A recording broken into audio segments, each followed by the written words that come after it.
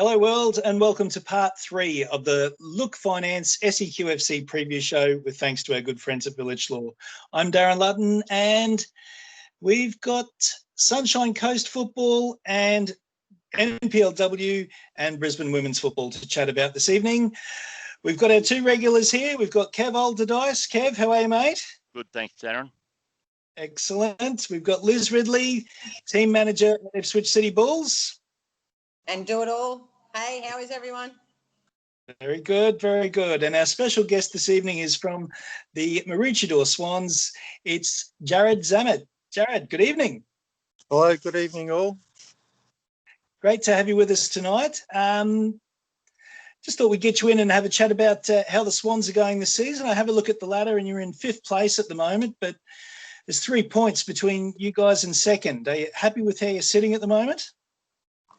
To be honest, I'd be happier if we were sitting in 2nd. The last couple of weeks we've had 2 draws. If they were both wins, we would have been clear 2nd. I'd be much happier sitting there, but all in all, it's not too bad.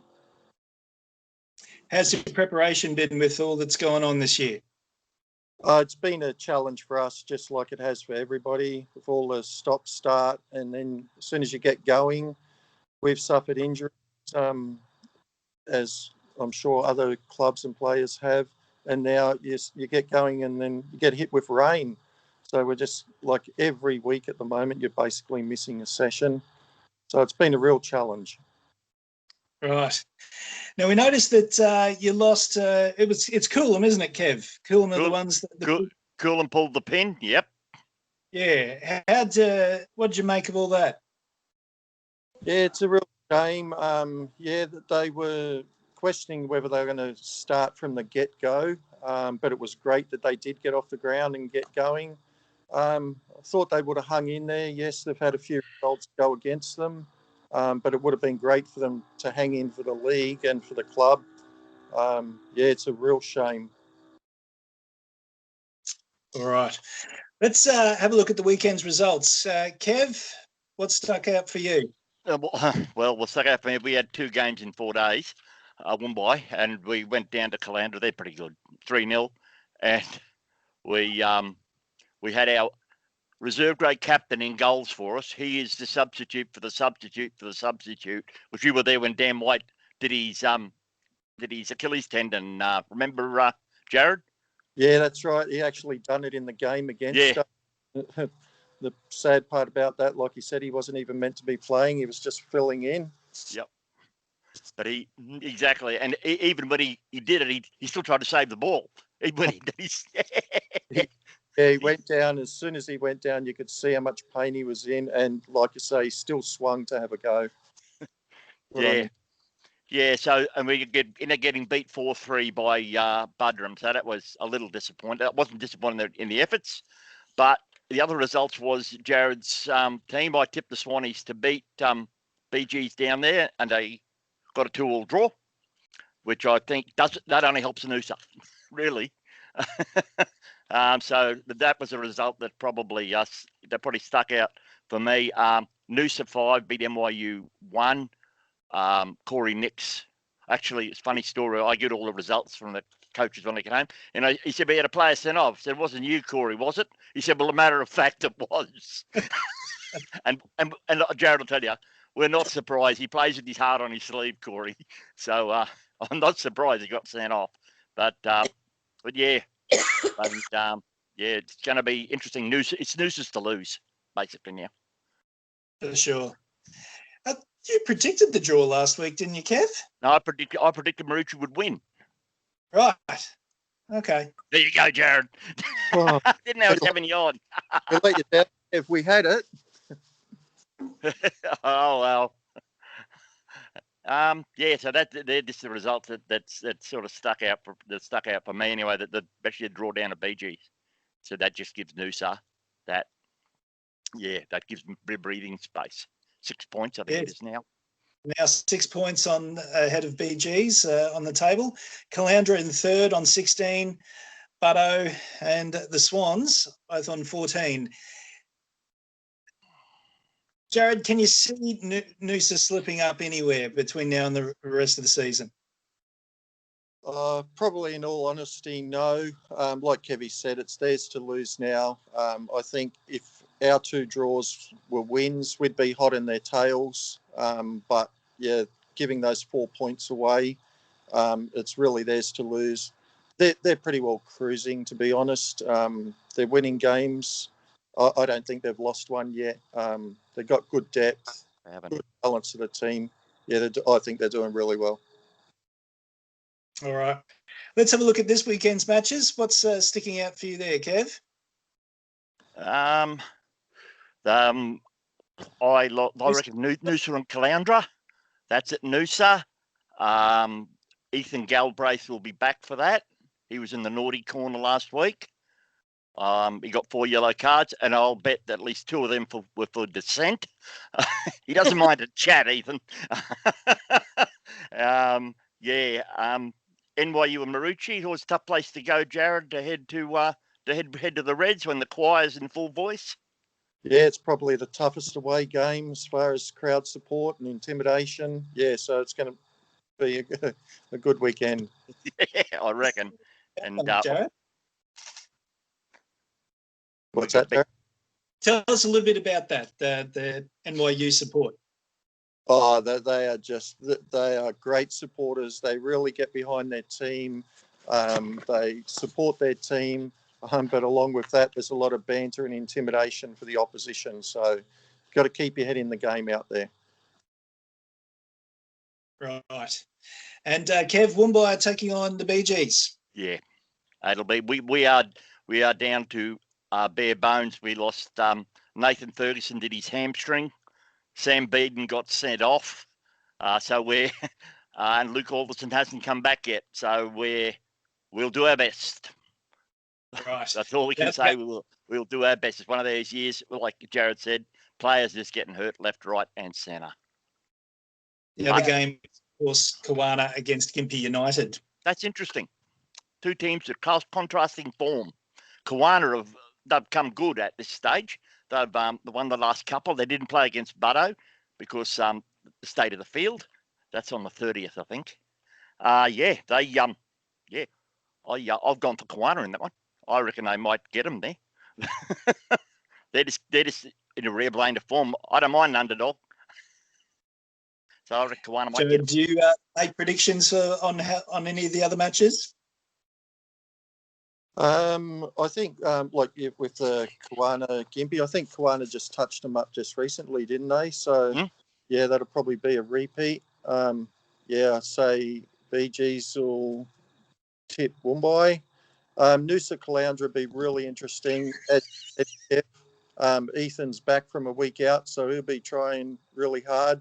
But I do think Noosa will be too strong for them. Yeah.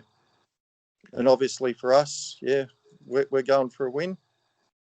I reckon you can get them there because without Corey, they might not have the structure of this talk. That's got to be in your favour. Yeah, that's right. Because he's not even on the because of his red card, he can't even be on the bench. So the team is hopefully there's someone that can step up to help him there because that's his key role, isn't it? Mm-hmm. Well, Jared, if your men's side is having a few issues currently getting the wins on the board, you're having absolutely no problem at all in the women's competition. The ladies are 5 points clear at the top of the table.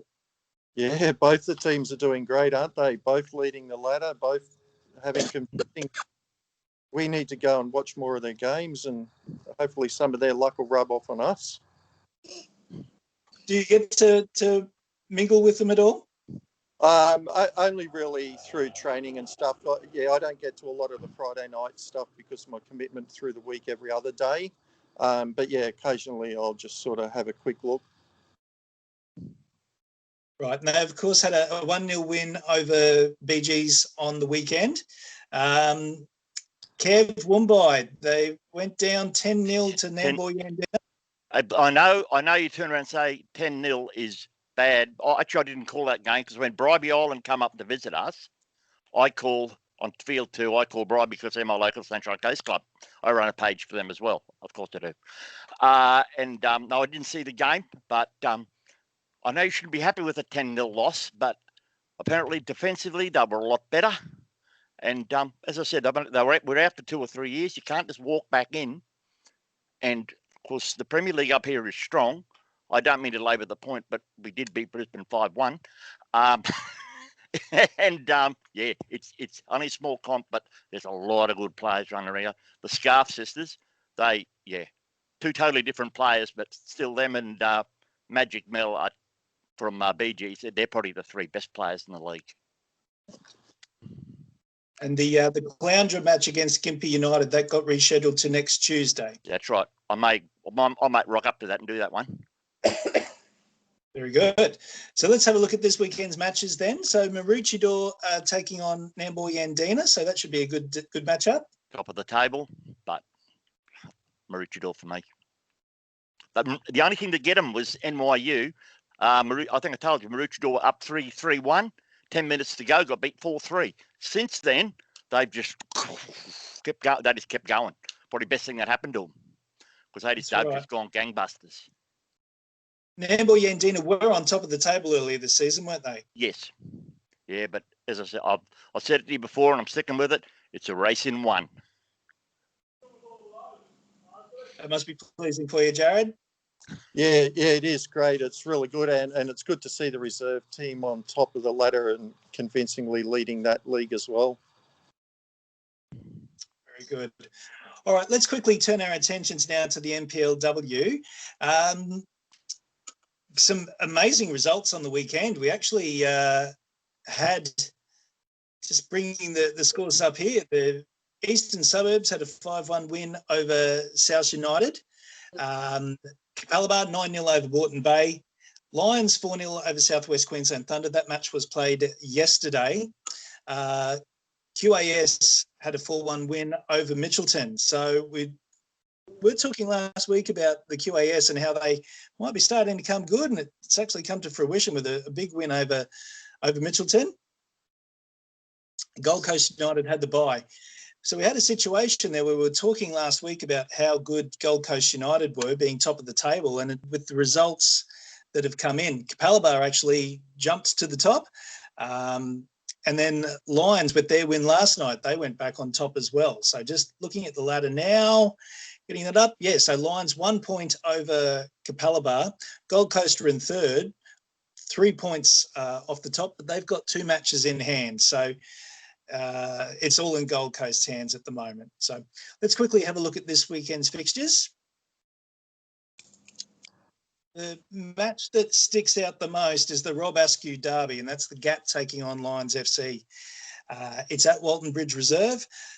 Rob Askew, of course, built his empire at Walton Bridge, 26 years at the club, and developed a fantastic program there, and has left in the past couple of seasons to be at Lions FC. So a homecoming for Rob. I'm sure he gets a warm welcome there at the club. South United against Logan Lightning. Logan have come good recently with their recent signings, but that's a tricky encounter. Of course, South United have a synthetic pitch and play their games on Sunday night. So it's one of those games where if you're not on your medal, you'll get done. South haven't quite got things going this season. They don't quite have the cattle that they had in previous seasons. But if ever there was a banana skin game for Logan, that's it. Logan did that win to keep in the top 4. And Eastern Suburbs up against Mitchelton. Travelling to Mitchelton, that is another synthetic pitch match. It is. Mitchelton have been disappointing so far, but they signed Jamila Riley during the week, and she's going to be really important to help strengthen their defensive stocks. I hope she plays as a wing back, as a left. We should play right on the right hand side. So I'd love to see her bombing up and down the wing. She's got great pace. I'd love to see Joe DeSavia use that on the flanks. All right, Liz. Patiently waiting. Patiently waiting, Liz. Yes. Let's look at the weekend results, and there were some big ones. Mitchell Power have lost 2 in a row. Kevy the Duck predicted it. There would be a change of the leaderboard. He knew that Coomera were going to pick Penn Power. Good job, Duck. Yeah, the old duck. That's, yeah. I'm not the duck, but the avatar I use to help Liz out is a duck. Yes. Because all the girls get avatars. They don't get me. And the Ducks are one for them.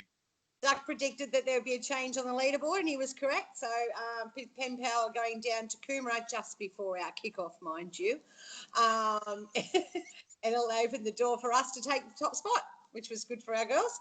So we went through again with AC Carina, 3-1 win to us. Look, I'm not going to say it was an easy game. I was actually surprised. AC Carina are not a bottom of the table team. They've just been really unlucky. They got the first goal on us. It was 1-0 down, and then we came back to 1-1. I think we went to the break 2-1, but it was 90 minutes before we got that third goal. They never gave up. All credit to AC. They shouldn't be down there in 10th spot, seriously. Which, yeah, be interesting to see what happens this weekend. So, yeah, no, Coomera, Pen Power, 1-1. 2-1 full time, 1-1 half time. I think there's a difference in players too. Like Britt Whitfield didn't get a goal this week either, so I don't know if she's injured. But yeah, she left the scoring up to Sam. But yeah, good to see Coomera come good. They've been a bit quiet the last couple of weeks. Yeah, they've been winning, but they haven't been playing the stronger team, so they've probably found their stride again. UQFC and Virginia fighting out a 2-2 draw. Oh, I have a match report from the coach. Hot off the presses. Right. Costa sent me a match report during the week. So is it short? Oh, not bad. Oh, Anthony, I love that. Nah, just a quickie. Thought they had a number of good chances in the first half. Executed the game plan well. Scored early, but didn't take the numerous chances that they had. Considered a soft goal, allowing UQ to equal the score going into second half. Was an even contest. Both teams created chances. When scored from goal mouth scramble, then UQ took the lead. Brilliantly struck goal a few minutes later. Overall, quick physical game of football, but we were disappointed not to come away with a win. Both teams had good chances to win, but neither get across the final line. So it sounds like it wasn't an easy game for either team. So yeah, Virginia are taking on Lakes this week too. So yeah. So yes, this weekend's matches, Liz. What's sticking out there? Look, probably the closest one. I mean, after watching AC last week, if AC continue what they did last week, AC Coomera could be a really good game. I reckon it'll be close. I reckon it'll be a very close game. If AC play against Coomera like they played like us, yeah, they had us scrambling from the get-go until we stopped, calm, made a few changes, reassessed our game plan about 15 minutes in. 15, 20 minutes in, we went, yeah, no, we need to change this up. What we wanted to do isn't working. But yeah, if AC go out the same way, yeah, they might steal it from Coomera, which would be good for them. And they make really great food too. They fed us. It was lovely. Lake, Pen Power, Broadbeach, you know, I'm pretty sure Pen Power are going to take that one away. Lakes, Virginia, I'll have to go with Virginia. UQ Grange, you've got to go with UQ. And us and Annerley, well, Annerley is still a dark horse. You know, we're not going into any game thinking this is going to be easy. You know, like AC Carina last week was a dead set show of that. So, not that we went in easy, but, you know, what? Annerley is sitting middle of the table, 12, you know, they've won 4. So, who knows? I'm fingers crossed we can go through undefeated, but, you know, I don't know. It certainly looks to be the match of the weekend, doesn't it? Yeah, well, Football Brisbane are videoing UQ and Grange, so who knows? Who knows who picks the games they video? Yes, very true, very true. But no, I think there's some predictions that, like, it'll pretty much stay. You can pretty much pick this weekend. The two that will be probably the iffies will be Coomera AC and us Annerley. You know, we've still got to keep our heads, just because we're on top, we've got to keep there. We're the one everyone wants to knock off the top. So we've got to play harder and smarter to stay there. Excellent. Thank you for that, Liz. No problems, my darling. Whilst we've got you here, we might just have a little bit of chat about the Swans as a club and how things are for you as a coach. Your squad, is it the same players every season? Do you have to do much recruiting? Tell us about your team. Yeah, probably the biggest proud thing about our club is most of our players are always homegrown. And yeah, we don't have much player movement. We're getting our younger players progressing through. You get the odd one or two new people in from out of the area, but basically when they come to the club, they stay at the club and continue on. So yeah, we're really proud of that. And yeah, like I say, we'll take the field most weeks, and yeah, out of your 14 players, at least 10 or 11 of them have played junior football at Maroochydore. That's good. Wonderful. Is there anything in particular that the club does that you're quite proud of that goes towards that retention? It's a great family orientated club. It's a good core hard-working group of core people. Obviously that changes little by little, but they're recruiting to keep people in. Everybody works hard to keep the facility as good as it can be. It's one of the best on the coast, and yeah, everybody's proud of that and work hard to maintain that. Kev, have you got any questions for Garrad? No, I know there was once you came back to the club, it was no surprise that some of the Swanderers came back with you, but that just shows that you attract players because basically you bloody know what you're doing. It's a wrap. And yeah, so that's how it'd be. They would have approached you about coming back once they saw you had the job. Yeah. So yeah, it's sort of slowly built, and yeah, that was really good, and it was great for the lads. Yeah, they went off and they had their challenge at the Wanderers, as I did. Yeah, I went and give it a go myself. Yeah, but it's great that they'll come back, and yeah, they'll stay here and finish their first Premier teams, and then go off as every other senior player has and go and enjoy third div. We've got 3 great third div players, and the majority of them have all played Premier Men's here. Yeah, and the other thing is, when do you reckon you'll be getting Taylor Walkinshaw back? He's going gangbusters at the Wanderers. He is. Yeah, he's going great, but I think now he's a family man. He's got a young fella now. I think that could change his commitment. Is very difficult, but If you want to be quick, transfer window shuts at midnight tomorrow. I know he'll finish the year at the Wanderers, who beat Brisbane City 3-0, but we won't go there. Yeah. And they're now off the bottom of the table. I thought I'd just throw that in. Yeah, so yeah, next year you might see Taylor back again. You don't know, you never know.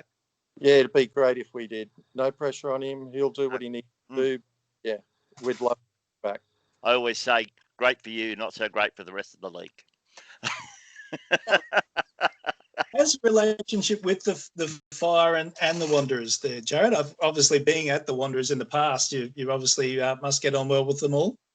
Yeah, I get on personally with both of the clubs. I've been involved with both of them through Maroochydore, having friendly games, etc., with the Fire in the early days. And yeah, we still have games and pre-season games. So yeah, our club has good relationships with both organisations. Do you find that there's